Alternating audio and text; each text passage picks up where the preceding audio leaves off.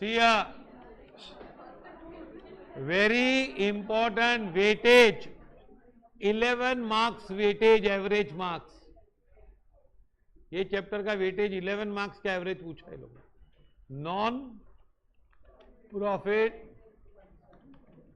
Organisations. हाँ, ये this topic you have done in 12, but फिर से रिव्यू कर लो. ये टॉपिक इजी होगा क्योंकि आपने 12th में किया है. Now what are non profit?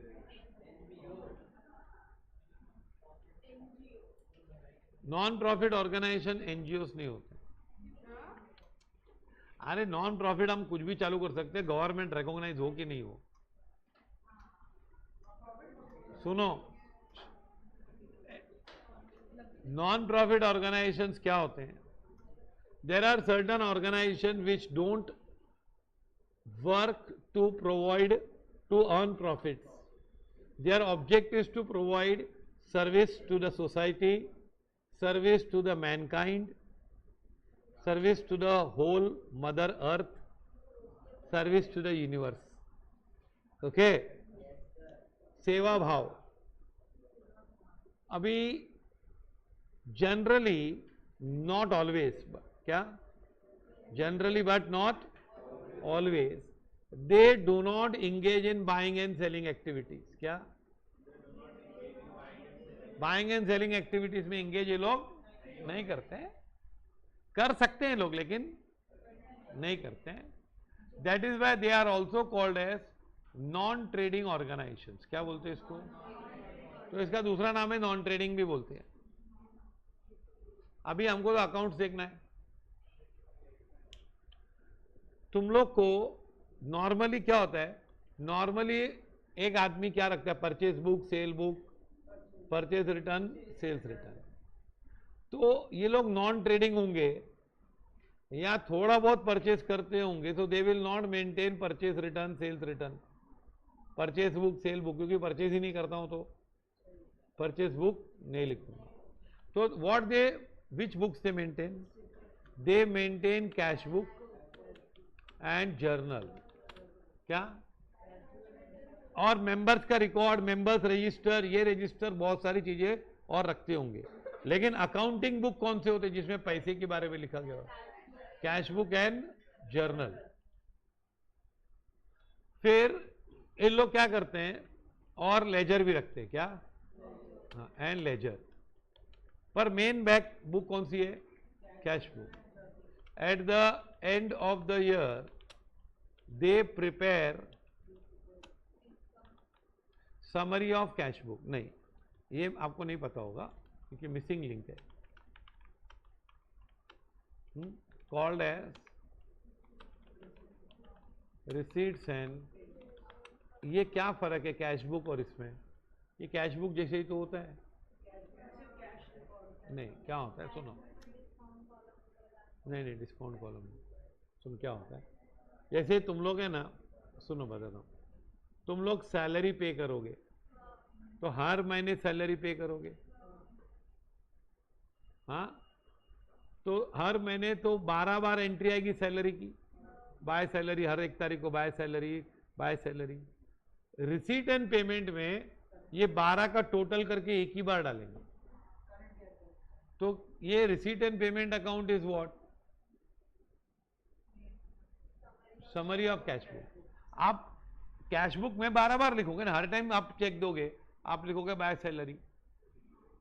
Receipt and payment में क्या करोगे? आप एक बार में ही पूरा लिख दोगे. क्या करोगे कि 12 का एक बार आ गया. सब्सक्रिप्शन, रोज मेंबर कुछ ना कुछ पे करते हैं. कभी 50 रुपये आया, 100 रुपये आया, 500 आया, 1000 आया, रोज आता है. तो आप क्या करोगे? 100 बार एंट्री नहीं करोगे. किसमें? रिसीट एंड पेमेंट में उसका एक ही एंट्री करोगे. सब्सक्रिप्शन मिला तो it is nothing but what? Summary of cash book. ये मेन बुक होता है ना. फ्रॉम कैश बुक और रिसीट एंड पेमेंट अकाउंट. क्या?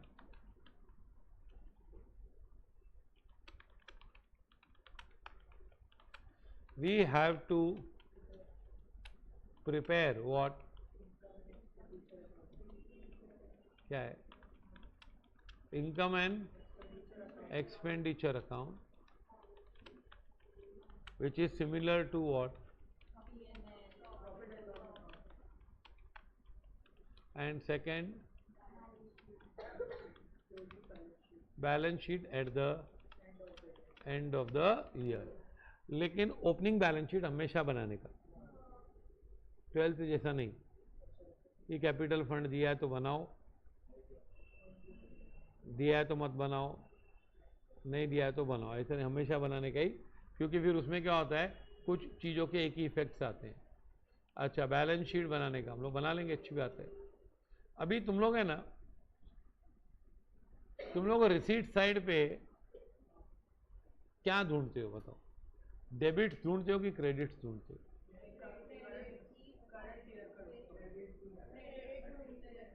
क्या ढूंढते हो बच्चों? नहीं बता, एक मिनट। जो भी पैसा मिला क्या वो इनकम है क्या? फर्स्ट क्या ये पहले ना रिसीट और इनकम का देखो, ये रिसीट से क्या है, हाँ ये पहले एनालाइज कर दो, पेमेंट्स और क्या, हाँ अभी रिसीट्स होते हैं ना, रिसीट्स में be for from sale of assets और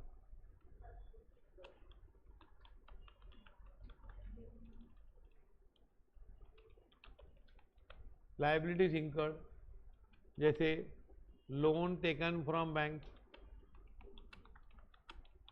है कि नहीं? तो आपको पैसा कहां से मिलेगा बोलो, बेसिकली पैसा कहां से मिलेगा? इसको बोलते क्या, मोटे तौर पर बोलते कैपिटल रिसीट्स। क्या बोलते हैं उसको? कैपिटल रिसीट्स क्या के होंगे बता? एसेट बेचा, फिर लोन लिया, तो ये कैपिटल रिसीट्स है। फिर कुछ होते हैं रेवेन्यू रिसीट्स। क्या रेवेन्यू रिसीट्स होते हैं? जैसे फीस कलेक्टेड, फीस और व्हाट, सब्सक्रिप्शंस, मंथली कंट्रीब्यूशन। अभी ये रेवेन्यू रिसीट्स इनकम है। कौन सी इनकम है इसमें से बता? तूने एसेट बेचा 10 लाख का, बिल्डिंग बेच दी, आज हमने बहुत पैसा कमाया, ऐसा बोलोगे क्या? नहीं। क्यों? एसेट बेचा है यार, क्या है? हाँ क्या बेचा तूने? एसेट बेचा। अभी ये सब्सक्रिप्शन रेवेन्यू रिसीट्स भी है ना, जो वो 3 टाइप की हो सकती है, of last year, current year और क्या है ना। So this is like you know what, this is similar to sale of assets. Last year का पैसा अभी मिल रहा है, मतलब तो तेरे को अभी की इनकम है क्या? तो लास्ट ईयर तेरे को लेना बाकी था ना, तो it is like reducing your asset ना, तो एसेट काट के दे रहा है कि नहीं? करंट ईयर का मिला इनकम है, इसको क्या बोलेंगे हम लोग? इनकम। क्या बोलेंगे इसको? इनकम। और ये नेक्स्ट ईयर है तो क्या है? लायबिलिटी है ना। देखो 12th का कितना काम में आता है। पेमेंट्स में आपका आता है कैपिटल एक्सपेंडिचर। क्या होता है बताओ? यहाँ कैपिटल पेमेंट्स नहीं बताता हूँ क्या है। पहले परचेज ऑफ एसेट्स, फिर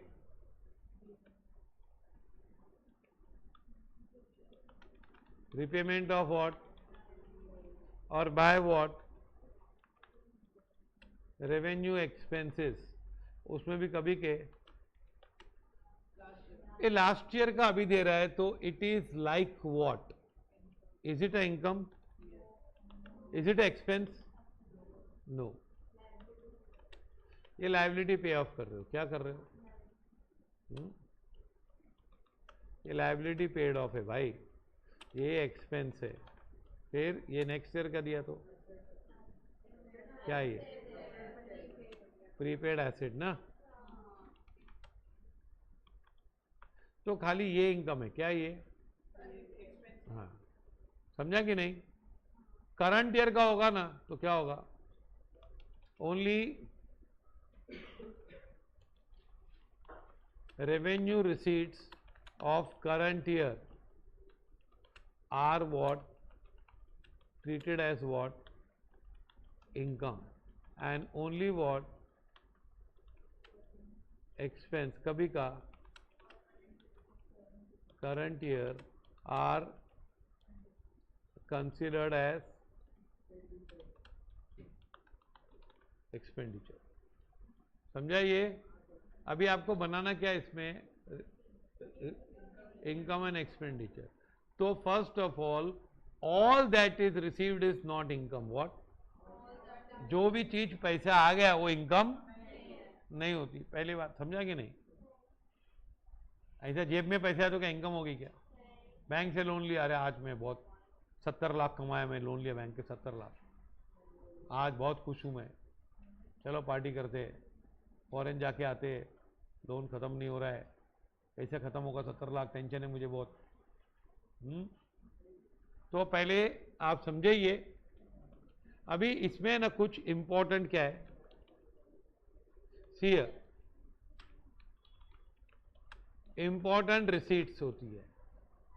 पहला होता है सब्सक्रिप्शन, ये क्या है? Regular contribution made by members, इसको हम क्या बोलेंगे? Income. If it relates to which year? Current year का तो क्या है? इनकम है। अभी एंट्रेंस फी क्या है?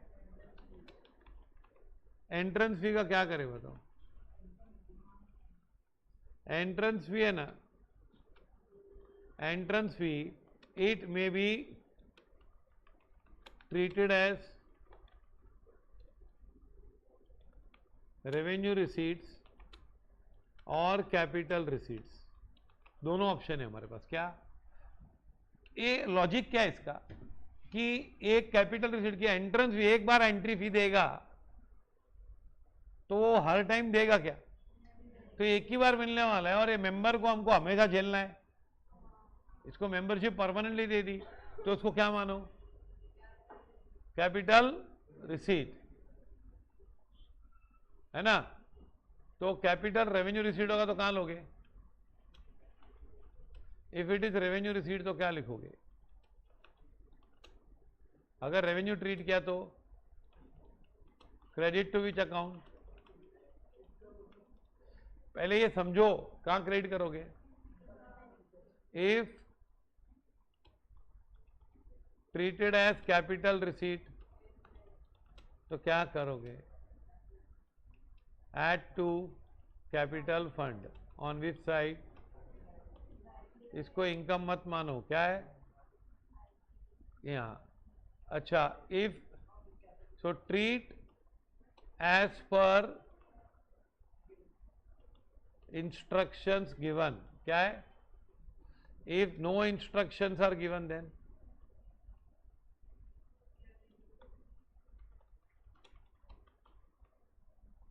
Available, treat it as, 12th में अलग है, इजी करने के लिए 12th में रॉन्ग पढ़ाते। समझा ये? क्या पहले बताओ? एंट्रेंस फी, एंट्रेंस फी को हम कैपिटल भी मान सकते हैं और रेवेन्यू मान। कैपिटल मानोगे तो कहां डालोगे? लायबिलिटी। और रेवेन्यू मानोगे तो इनकम। तो जैसे इंस्ट्रक्शन दी वैसे करो, और इंस्ट्रक्शन नहीं दिया तो हाँ। अच्छा, एंट्रेंस फी के लिए भी सेम है, life membership fees, life membership fees क्या है? Same as entrance fee. मालूम पड़ा? अभी आता है डोनेशंस, फटाफट 5 मिनट खत्म हो जाएगा। डोनेशंस क्या होते हैं? डोनेशन होते हैं क्या? Specific donation. स्पेसिफिक, हाँ, तो स्पेसिफिक डोनेशन पे भी है ना,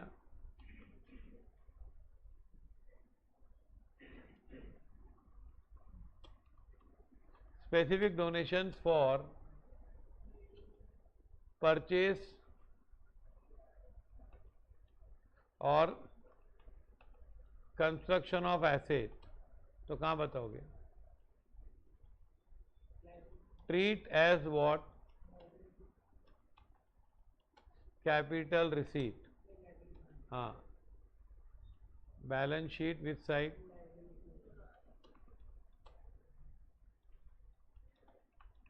पक्का?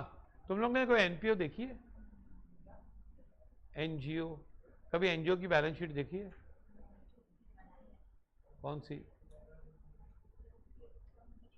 बोलो। 12th के सम नहीं, रियल में। अरे क्या झूठ बोलते हो, तुम लोग की society NP non profit organisation है, आती है ना सितंबर में, एजीएम में होता है ना, वार्षिक झगड़ा करते हैं हम जो। नहीं नहीं, सब मेंबर्स को देते हैं। नहीं नहीं, सब लोग को देते हैं, देना कंपलसरी है सबको।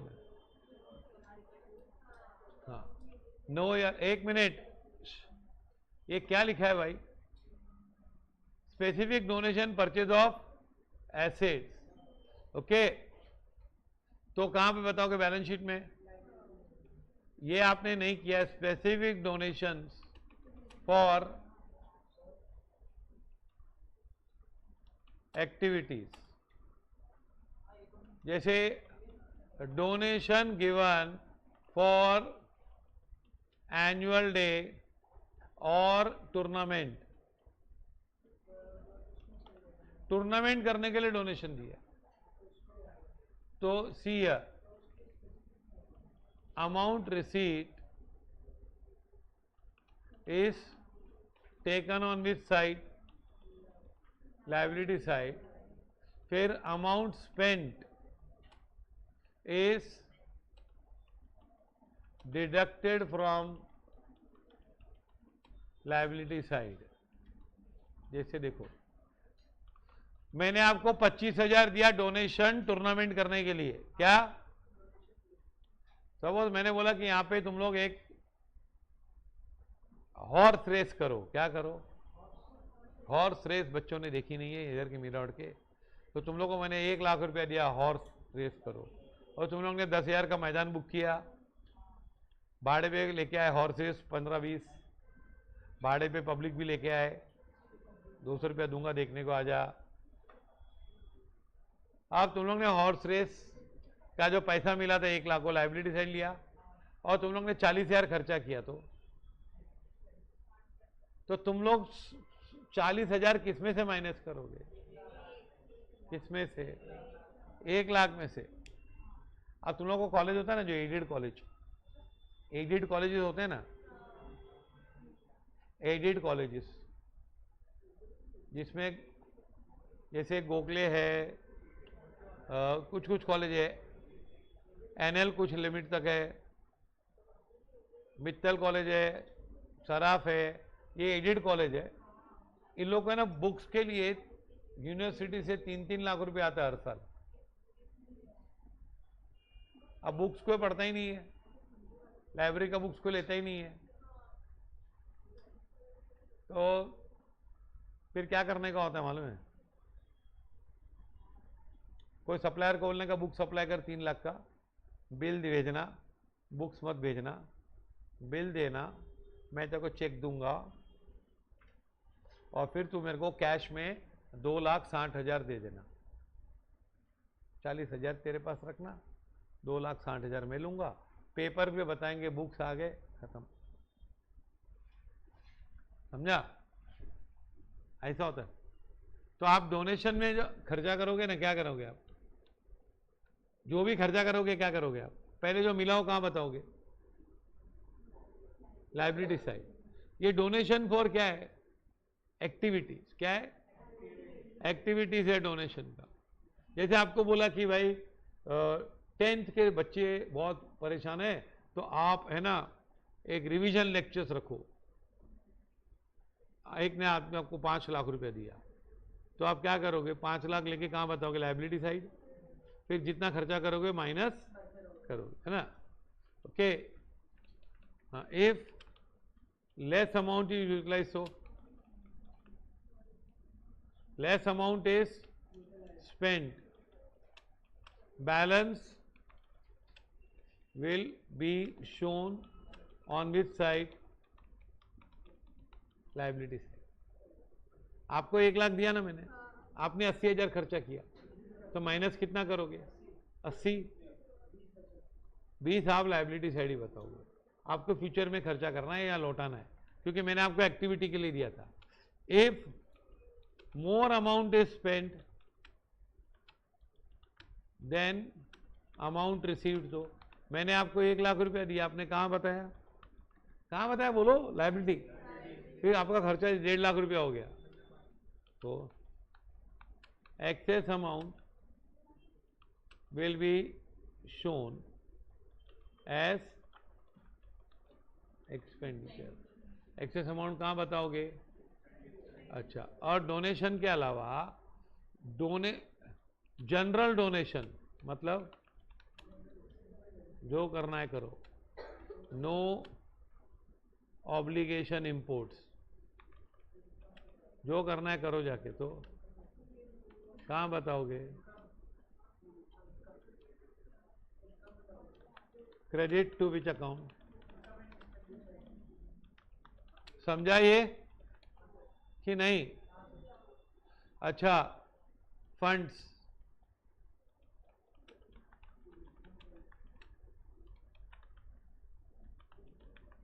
Funds, amount receive for activity funds same as donation for,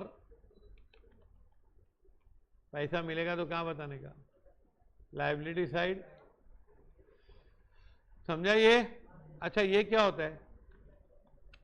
last दो बाकी। लेगेसीज क्या होता है? लेगेसीज कोई लात मार के देता है तो है ना, और आदमी लेगेसीज लेके लेजेंड बन जाता है। हाँ, विल में लिख के जाता है वो, समझा? हाँ, तो वो लिख के गया है विरासत में कि मेरा पैसा ऐसा करना। तो treat it like what? Treat it like asset नहीं,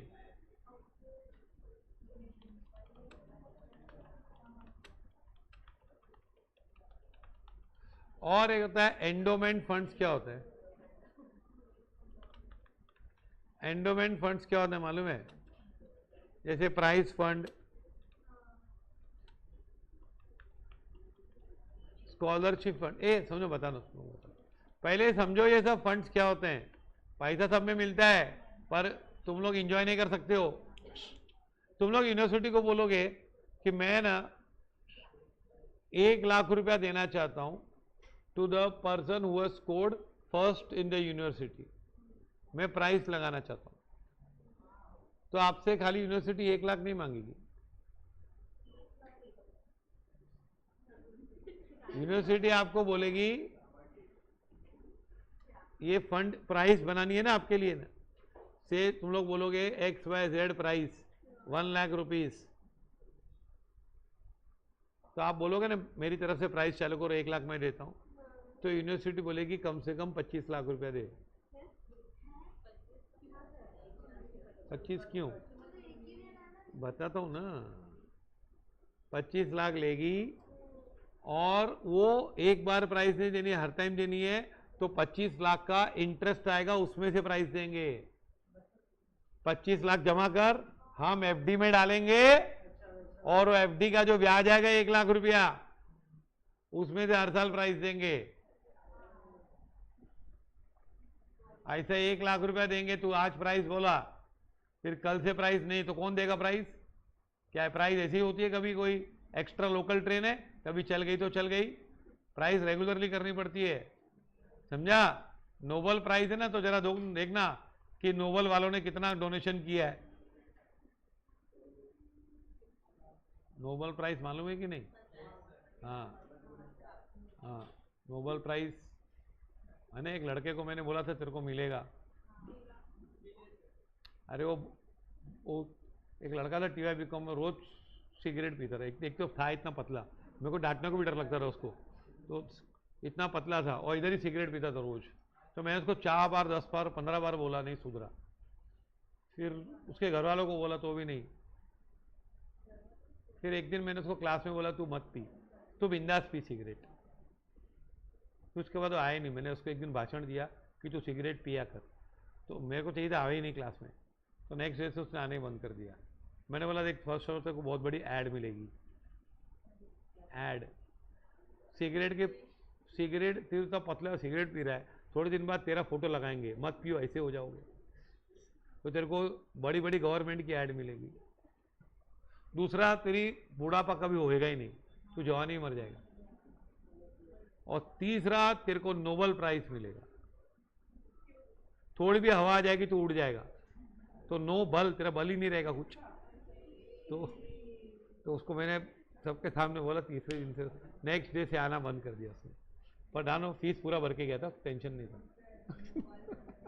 एंडोमेंट फंड, प्राइज फंड, तो क्या होगा?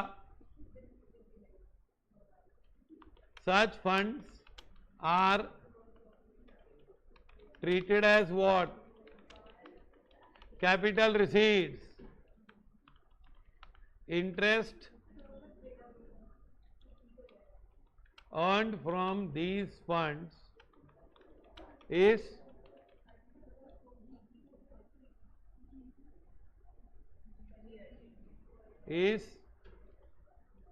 used for price और, समझा ये? तो आप हर चीज को पैसा मिला जेब में खुश मत हो जाओ, ये सब पैसे मिलते हैं, but this is coming with an obligation. क्या? तो आपको उसको, अच्छा ये समझना आपको क्यों जरूरी है मालूम है? क्या जरूरी है ये सब इधर लिखने का उधर लिखने, मालूम है ना मेरे को?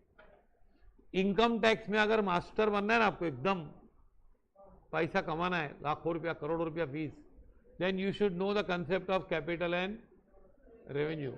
हम लोग का एक पार्टनर था इधर पहले, बहुत 20 साल पहले, वो ऐसा लेटर लिखता था इनकम टैक्स वालों को, पूरा बेसिक्स, और इनकम टैक्स वालों को पता चलता है किसी ज़्यादा आर्ग्यूमेंट मत कर, ये जो बोलता कर ले। चलो लिखो ये नेक्स्ट लेक्चर।